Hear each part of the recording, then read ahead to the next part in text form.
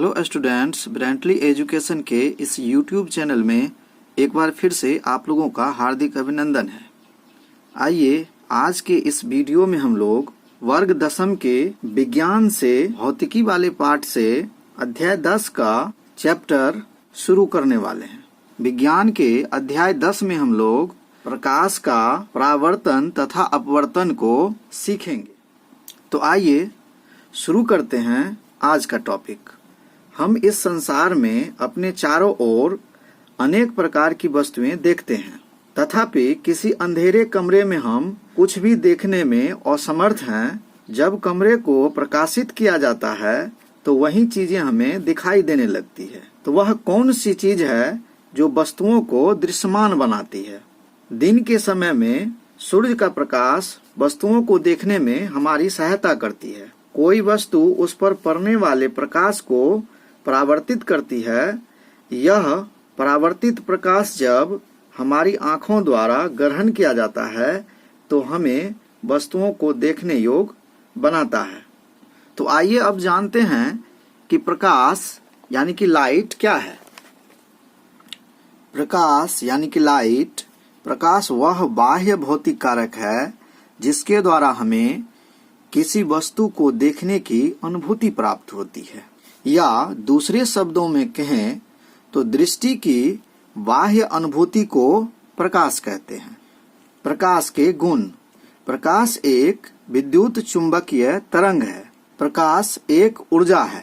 आइए इसके उदाहरण को जान लेते हैं। जैसे परिपथ में विद्युत धारा प्रवाहित होने पर विद्युत बल्ब जलने लगता है और प्रकाश का उत्सर्जन होने लगता है। इस घटना में विद्युत ऊर्जा प्रकाश ऊर्जा में बदल जाती है। प्रकाश के स्रोत। जिस वस्तु से प्रकाश निकलता है उसे प्रकाश स्रोत कहते हैं। प्रकाश स्रोत मुख्य रूप से दो प्रकार के होते हैं। पहला है प्रकाश का प्राकृतिक स्रोत, जैसे सूरज, तारे, जुगनू, बिजली का चमकना इत्यादि। प्रकाश का कृत्रिम स्रोत, जैसे बिजली का जलता हुआ बल्ब या ट्यूब, मोमबत्ती, लैंप, लालटेन, दिया इत्यादि। प्रकाश की किरणें। प्रकाश के गमन पथ की दिशा को किरण कहते हैं, या सरल रेखा पर चलने वाले प्रकाश को किरण या रे कहते हैं। किरण एक बिंदु स्रोत से निकलकर वह अनंत तक जाती है और किरण में तीर का चिन्ह लगा होता है। प्रकाश पुंज यानी कि बीम ऑफ लाइट। किरणों के समूह को प्रकाश पुंज कहते हैं। प्रकाश पुंज मुख्यतः तीन प्रकार के होते हैं। पहला है समांतर प्रकाश पुंज यानी कि पैरेलल बीम ऑफ लाइट। तो जिस प्रकाश पुंज की सभी किरणें समांतर होती हैं उसे समांतर प्रकाश पुंज कहते हैं।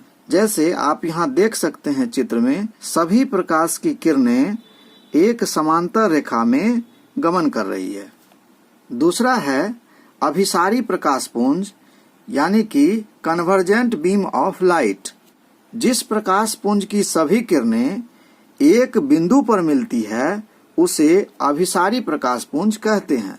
यहाँ आप देखिए कि सभी प्रकाश की किरणें किसी एक बिंदु पर जाकर के मिल रही है, तो ऐसे प्रकाश पुंज को ही अभिसारी प्रकाश पुंज कहते हैं। तीसरा है अपसारी प्रकाश पुंज यानी कि डाइवर्जेंट बीम ऑफ लाइट। जिस प्रकाश पुंज की सभी किरणें एक बिंदु से निर्गत होकर विभिन्न दिशाओं में फैल जाती है उसे अपसारी प्रकाश पुंज कहते हैं। जैसे सूर्य से निकलती हुई प्रकाश की किरणें अपसारी प्रकाश पुंज का एक उदाहरण है। यहाँ आप चित्र के माध्यम से देखिए, एक बिंदु से सभी प्रकाश की किरणें निकल रही हैं। ऐसे प्रकाश पुंज को अपसारी प्रकाश पुंज कहते हैं। आत्मदीप्त पदार्थ यानी कि सेल्फ ल्यूमिनस, वे सभी पदार्थ जो स्वयं प्रकाश उत्सर्जित करते हैं आत्मदीप्त पदार्थ कहलाते हैं। जैसे सूर्य, तारे, दीपक, जुगनू इत्यादि। अदीप्त पदार्थ यानी कि नॉन ल्यूमिनस, वे सभी पदार्थ जो प्रकाश उत्सर्जित नहीं करते हैं लेकिन प्रकाश की उपस्थिति में दिखाई पड़ते हैं, अदीप्त पदार्थ कहलाते हैं। जैसे ईंट, पत्थर, लकड़ी, लोहा इत्यादि। प्रकाशीय माध्यम यानी कि ऑप्टिकल मीडियम, तो वह क्षेत्र जिससे होकर प्रकाश गुजरती है प्रकाशीय माध्यम कहलाता है, जैसे हवा, पानी, कांच, ताप इत्यादि। प्रकृति के अनुसार माध्यम दो प्रकार के होते हैं। पहला है समांगी माध्यम यानी कि होमोजीनियस, वैसा माध्यम जिसके प्रत्येक भाग की संरचना एवं गुण समान होती है समांगी माध्यम कहलाता है, जैसे जल और कांच। दूसरा है विसमांगी माध्यम यानी कि हेट्रोजीनियस, विसमांगी माध्यम के प्रत्येक भाग की गुण एवं संरचना असमान होती है, जैसे गर्म या ठंडी हवा का मिश्रण, कैसेलाइट इत्यादि। पारदर्शी पदार्थ यानी कि ट्रांसपेरेंट, जिस पदार्थ से होकर प्रकाश पूर्ण रूप से गमन करती है पारदर्शी पदार्थ कहलाता है, जैसे कांच, पानी, हवा इत्यादि। अपारदर्शी पदार्थ यानी कि ओपेक, जिस पदार्थों से होकर प्रकाश बाहर नहीं निकल पाता है अपारदर्शी पदार्थ कहलाते हैं, जैसे पत्थर, ईंट, लकड़ी इत्यादि। पारभासी पदार्थ यानी कि ट्रांसल्यूसेंट, जिन पदार्थों से होकर प्रकाश का कुछ अंश ही बाहर निकल पाता है पारभासी पदार्थ यानी कि ट्रांसल्यूसेंट कहलाता है, जैसे तेल लगा हुआ कागज, घिसा हुआ कांच इत्यादि। आइए अब जानते हैं कि छाया यानी कि शैडो क्या होता है। तो जब प्रकाश के गमन पथ पर अपारदर्शी वस्तु रख दी जाती है तो प्रकाश उस अपारदर्शी वस्तु को पार नहीं कर पाता है, इसलिए वहां अंधेरा क्षेत्र बन जाता है जिसे छाया कहते हैं। तो उम्मीद करते हैं कि प्रकाश को आप समझ गए होंगे।